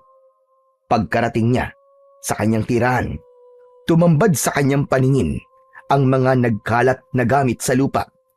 Siraan dingding na gawa sa sawali. Halatang nanlaban pa ang kanyang lolo sa mga alagad ni Lizardo na kumuha sa mga ito. Magulo ang kanyang isip na napakuyom ang kanyang kamao habang ang kabilang kamay ay mahigpit na hawak ang maso. Pagbabayaran niyang ginawa niya sa nanay ko, pati na ang pagkuha sa kaibigan at lolo ko. Humanda ka. Ngayon pa lang ay hahanapin kita, Lizardo.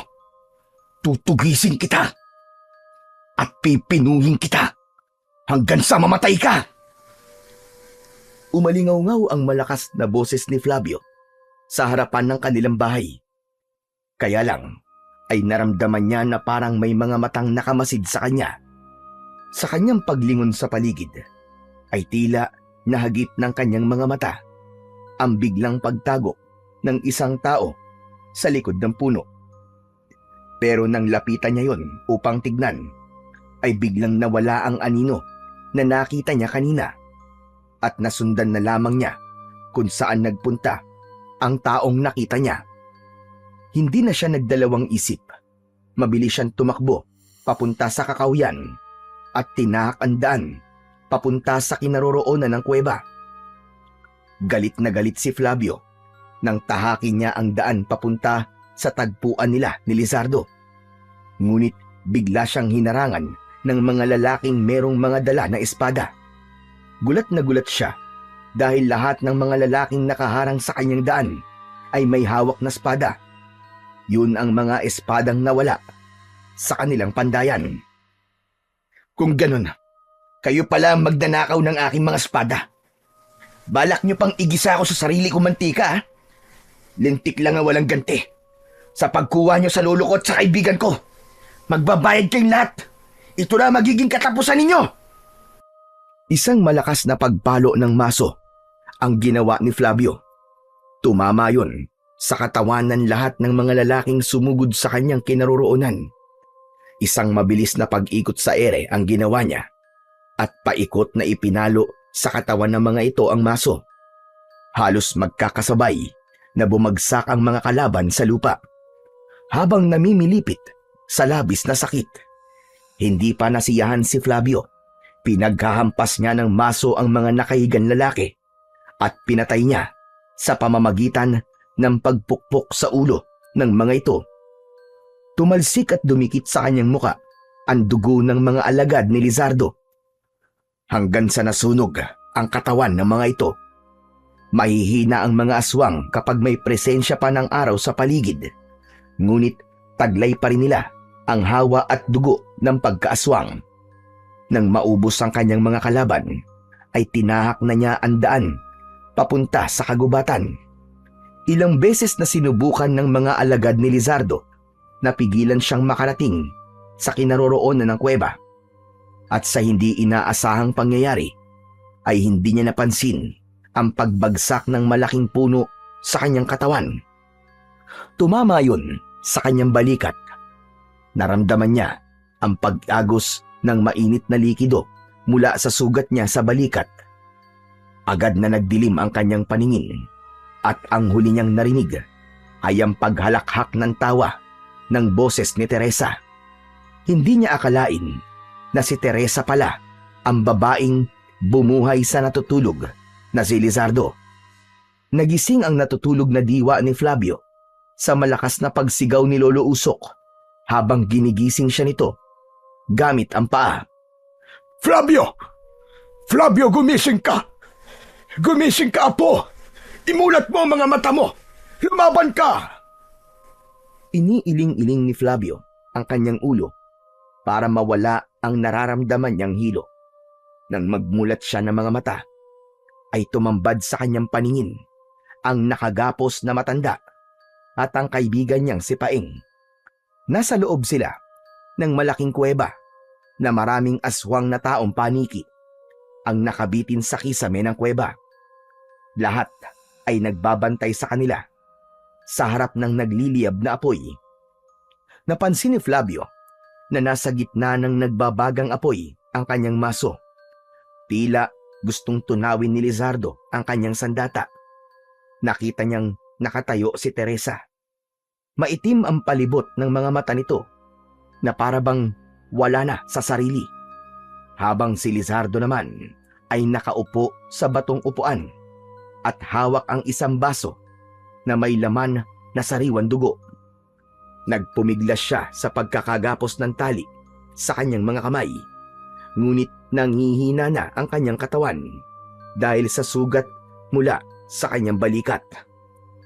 Ang ganda naman pagmasdan ng mga biyag ko.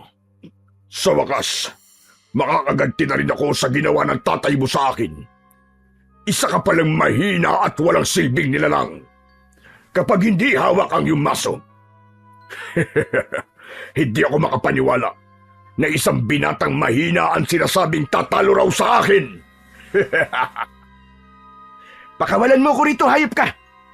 Hindi ko hahayaan na magtagumpay ka sa mga binabalak mo. At hindi ako mahina, gaya ng sinasabi mo. Kaya wala akong panahon para makipag-usap sa'yo. Pakawalan mo ko rito nang makita mong hinahanap mo! Nakangising tumayo si Lizardo. Pagkatapos ay lumapit kay Flavio. Hinawakan nito ng mahigpit ang kanyang leeg. Saka parang hinihigop ang kanyang lakas nang maglapit ang kanilang muka. Nagulat si Flavio sa paglapit ni Teresa. Hinila nito ang kamay ni Lizardo at sinabi na wala raw sa kanilang usapan na sasaktan si Flavio. Nagalit si Lizardo. Si Teresa ang sinakal nito sa leeg. Pagmasdan mo, Panday, kung paano kung papatayin ang babaeng ito. At pagkatapos ay kakainin ko mismo sa harapan mo ang matandang pinakamamahal mo. Pakawalan mo ko rito, hayop ka! At huwag ka naman damay ng ibang tao! Ako kailangan mo, di ba? Kaya ako labanan mo! Pakawalan mo ako! Buhay ng matanda ang kapalit dahil hindi mo dinala ang ulo ng tatay mong si Elias. Alam mo bang buhay pa siya at lihim lamang na nagbabantay sa inyo? Dahil ang buong akala niya ay hindi ko matutuntun ng anak niya sa oras na muli akong magising. Kaya lang, talagang nasa dugo na ninyo ang pagiging pantay. Kaya nahanap kita nang walang kahirap-hirap. Anong ibig mo sabihin? Sinadya ng tatay mo na layuan ka para hindi kita mahanap. Kaya lang, nabigo siya dahil nakita rin kita. Kasabay ng malakas na pagtawa ni Lizardo ang pagbabagong anyo nito. Lumaki ang katawan at dumi pa ang braso na tinubuan ng lamad sa balat at naging pakpak. Humaba ang pangil nito sa bibig at umalingasaw ang mabaho nitong amoy. Nagbago ng tuluyan ang anyo nito. Isang mabangis at nakakatakot na anyo ng isang aswang na taong paniki. Habang ansakal pa rin ito ay si Teresa na unti-unti nang natutuyo ang katawan. Wala nang nagawa si Flavio nang bumagsak sa sahig ng kuweba ang wala ng buhay na si Teresa. Hayop ka! Napakademonyo mo! Magbabayad ka sa ginawa mo kay Teresa! Wala na siyang silbi sa akin. Nakuha ko na gusto ko. Gusto mo bang ipakita ko sa inyo kung gaano ako kasama? Hindi na kailangan. Alam ko na kung gaano ka kasama. Dahil isa kang halimaw! Nanlaki ang mga mata ni Flavio nang sa pagharap ni Lizardo, dinampot nito ang katawan ni Teresa. Mula sa kanilang harapan ay kinain nito ang lamang loob ng dalaga. Si Paeng na nagkamalay ay nakita ang ginawa ni Lizardo kay Teresa. Nagwala ito dahil sa labis na galit. Hayop ka! Papatayin kita! Anong ginawa mo kay Teresa? Nilapitan ni Lizardo si Paeng. Sa kasinipa nito ang tiyan ni Paeng. Namimilipit sa sakit ang kanyang kaibigan habang umiiyak dahil sa ginawa ni Lizardo kay Teresa. Dala ng matinding galit ay nagwala si Flavio. Hindi niya maipaliwanag ang naramdamang malakas na enerhiyang gumapang sa kanyang katawan. Nagawa niyang masira ang lubid na nakagapos sa kanyang mga kamay. Kasabay ng kanyang pagsugod sa nakatayong si Lizardo, dinampot niya ang maso na nakalagay sa umaapoy na kahoy.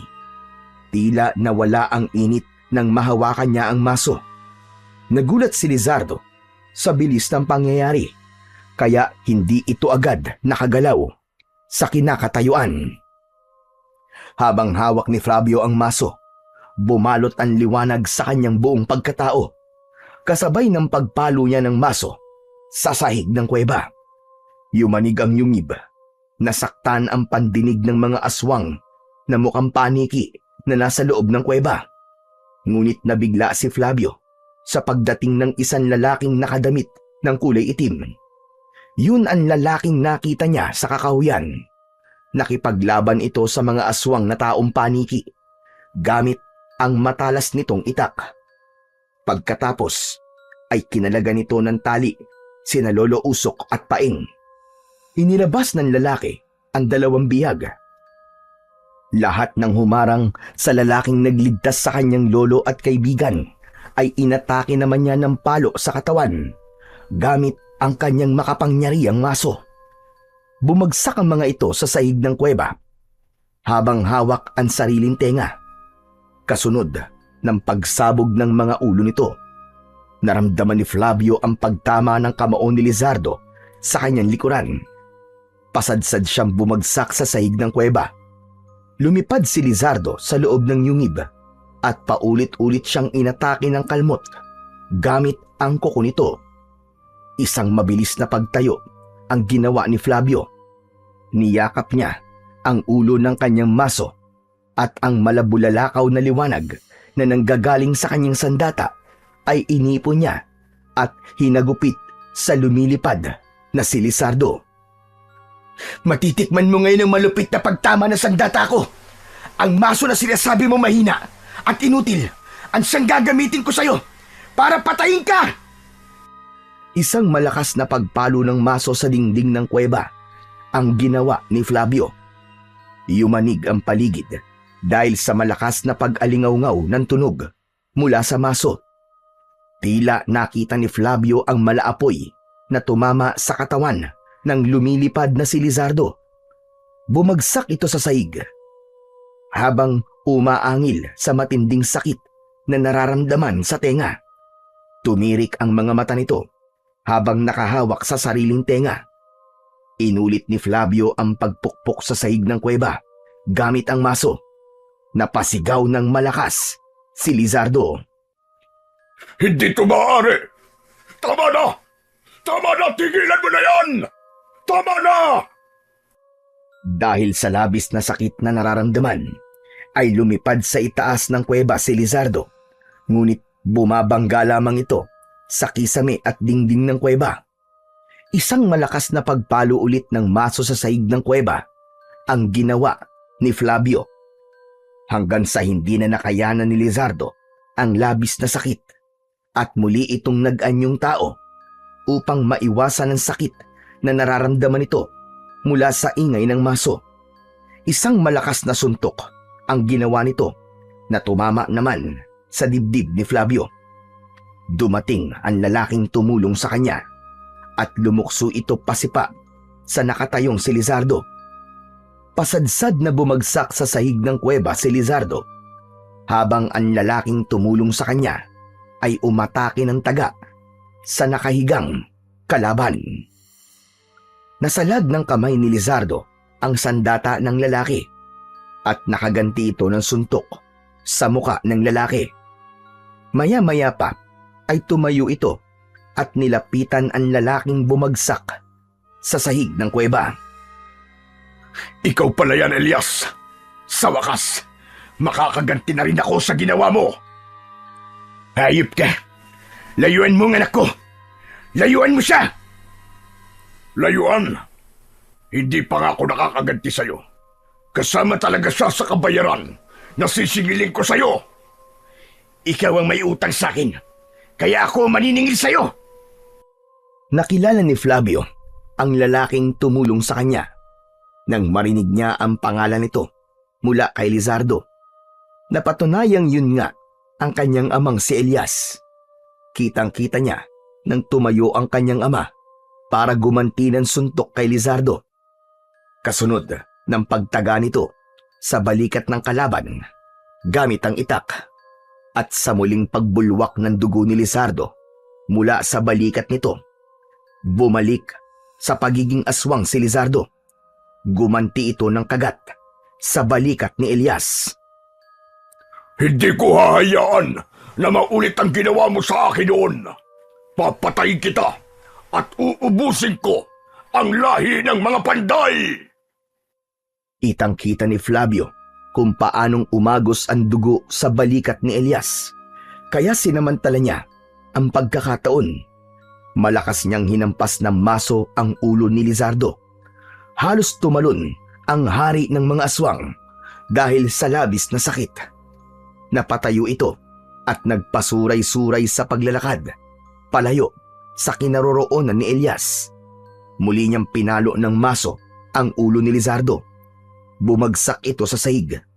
At nang bumagsak ito, ay sinabayan naman niya ng magkakasunod na pagpalo ng maso sa sahig ng kuweba. Hindi na napigilan ni Lizardo ang labis na sakit na nararamdaman niya. Lumabas sa katawan nito ang kulay pulang usok.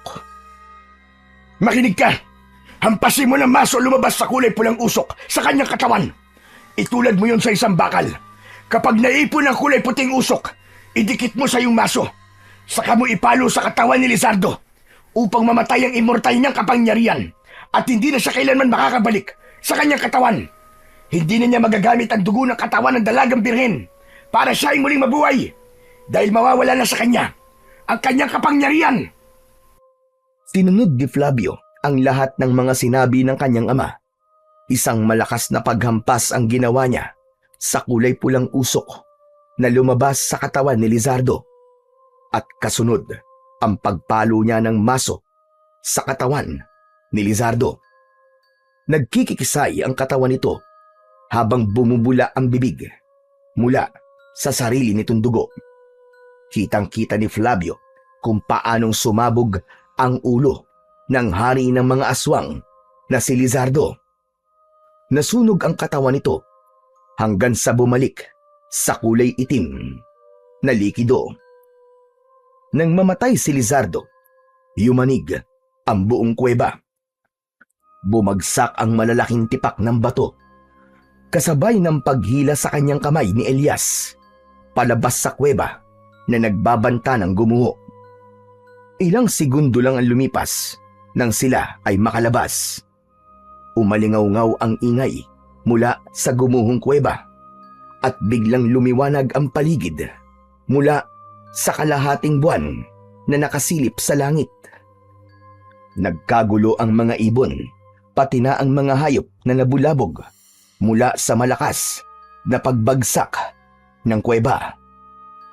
Sa wakas, wala na si Lizardo na muling mabubuhay at bubuhay ng kanyang alagad.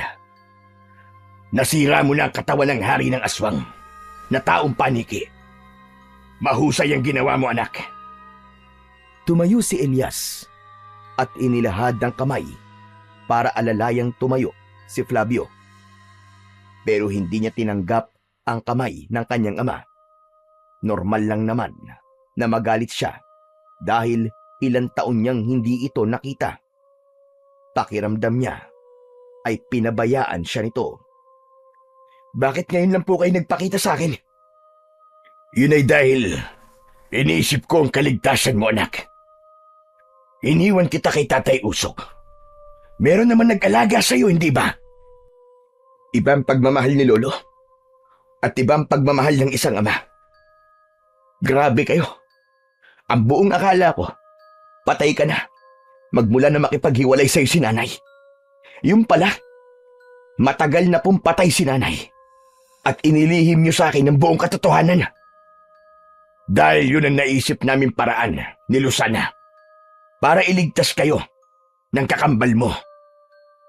Sa narinig na yun, mas lalong lumaglag ang panga ni Flavio. Hindi siya makapaniwala na meron pala siyang kakambal. Ano sabi niyo?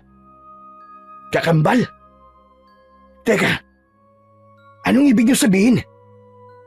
Nang gabing sumalakay ang mga aswang na taong paniki para ako'y patayin. Nagtag-isa kami ng anak ni Lucana. Sa kasamaang palad, ikaw lang ang nakaligtas. Nadala kita kay Tatay Usok at nilayuan kita para sa iyong sariling kaligtasan. Hinanap ko si Lucana na nanay mo at nalaman ko na pinatay na siya ni Lizardo.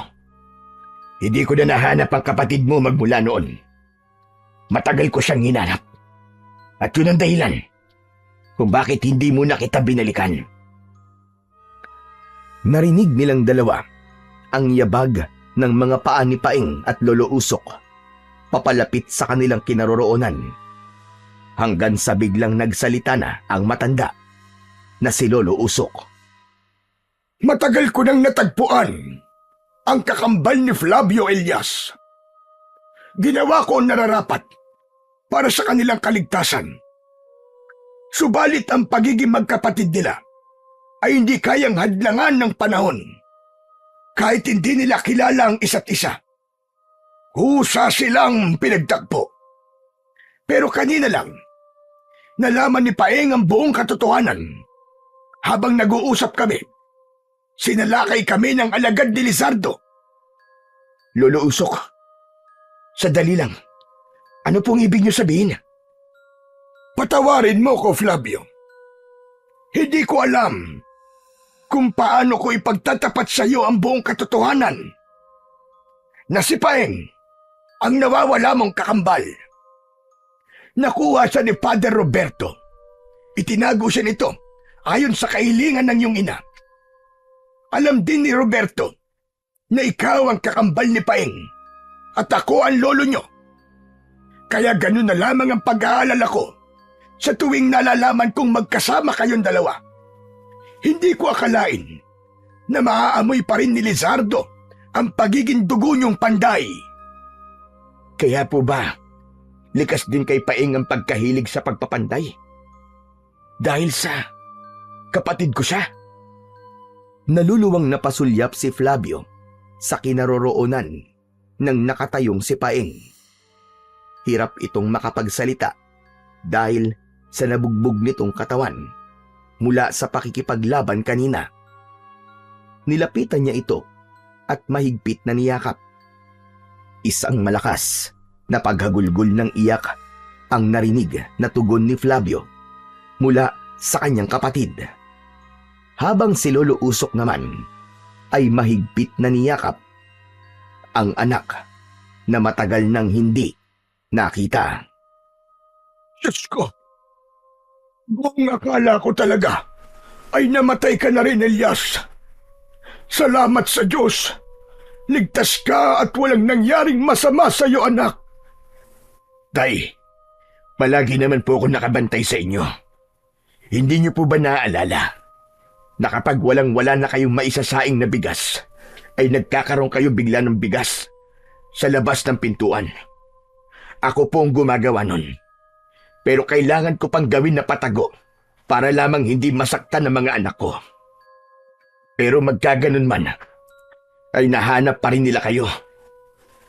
Lumapit ang magkaibigan na ngayon ay magkambal sa kanilang ama na umiiyak sa labis na kaligayahan. Yumakap ang dalawa sa kanilang ama at naintindihan kung gaano kahirap sa isang ama ang sakripisyong ginawa nito para lamang mabuhay silang magkapatid.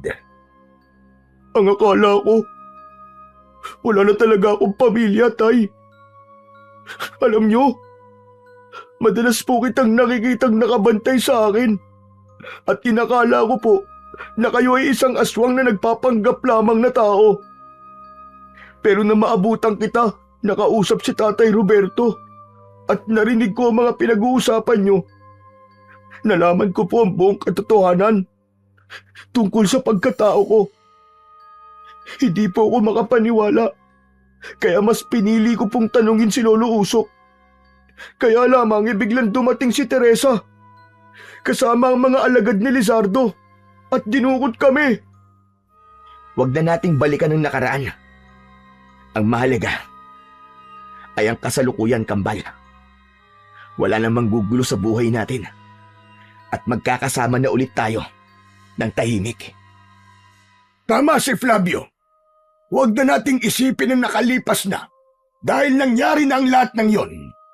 Ang mahalaga, magkakasama tayo na haharap sa panibagong bukas.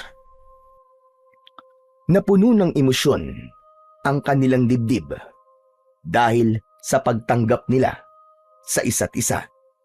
Pagkatapos ay nagpasya na silang umalis sa lugar na yon. Tinaak nila ang daan pauwi sa bahay ng matanda. Pagkalipas ng ilang minuto ay narating nila ang bahay ni Lolo Usok. Sakto rin ang pagtilaok ng mga manok, indikasyon na malapit ng mag-umaga.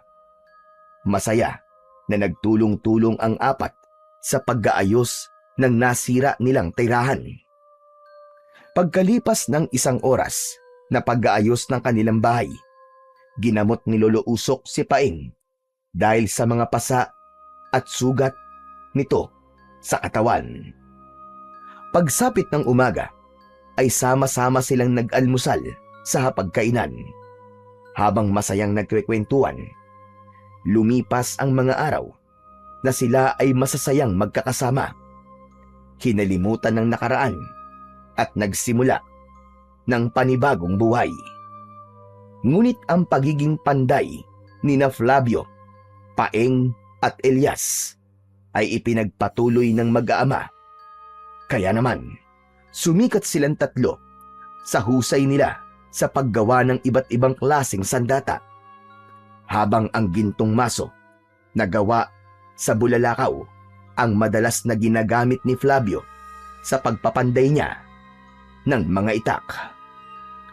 Ang buhay ng tao ay puno ng karanasan. May saya, lungkot, at may mahirap na hindi madaling kalimutan. Sa bawat paglalakbay, dala natin ng bigat ng nakaraan. Subalit, kung patuloy tayong nakakulong sa mga alaala ng sakit at pagkakamali, hindi natin matututunan kung paano magpatuloy sa buhay. Ang paglimot sa nakaraan ay hindi nangangahulugang burahin ito. Sa halip, ito ay pagtanggap sa tapos na at wala na tayong magagawa upang baguhin pa. Dahil kahit immortal o tao pa, kailanman ay hindi na mababago ang nakatakda. Walang ibang mananaig kundi ang kabutihan, at kailanman ang kasamaan ay hindi mangingibabaw. Palaging may katapat na parusa ang sinuman na magkakasala sa ating dakilang lumikha.